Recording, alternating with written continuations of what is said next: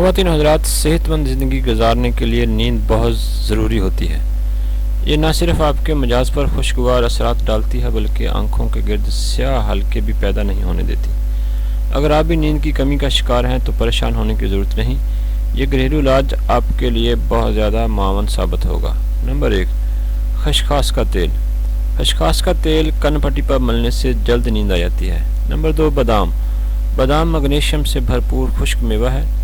مگنیشیم ہڈیوں کی صحت اور اچھی نیند کے لیے ضروری ہوتی ہے۔ جب جسم میں مگنیشیم کی مقدار کم ہوتی ہے تو سونے میں مشکلات کا سامنا کرنا پڑتا ہے اور زیادہ دیر کروٹیں بدلنا پڑتی ہیں، جبکہ روزانہ بادام استعمال کرنے سے جسم کو مطلوبہ مقدار میں مگنیشیم حاصل ہو جاتا ہے، جس سے نیند آسانی کے ساتھ آتی ہے۔ کدو کے بیج۔ کدو کے بیج کے مغز نصف تولہ میں تھوڑی سی مصری ملا کر کھائیں تو بے خوابی کا مرض دور ہو جاتا ہے۔ ہرا دھنیا کھانے سے بھی معدے کے بخارات جو دماغ کو جاتے ہیں وہ ختم ہو جاتے ہیں اور اس لیے پرسکون نیند آ جاتی ہے۔ چینی۔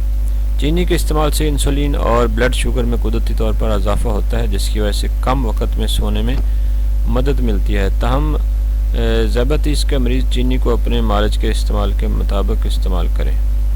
سرخ ٹماٹر۔ اگر نیند نہ آ رہی ہو تو سرخ ٹماٹر کاٹ کر اس پر چینی چھڑک کر کھانے سے بے خوابی کی شکایت دور ہو جاتی ہے۔ سر کی مالش۔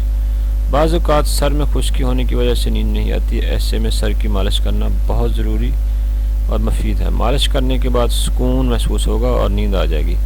گرم پانی۔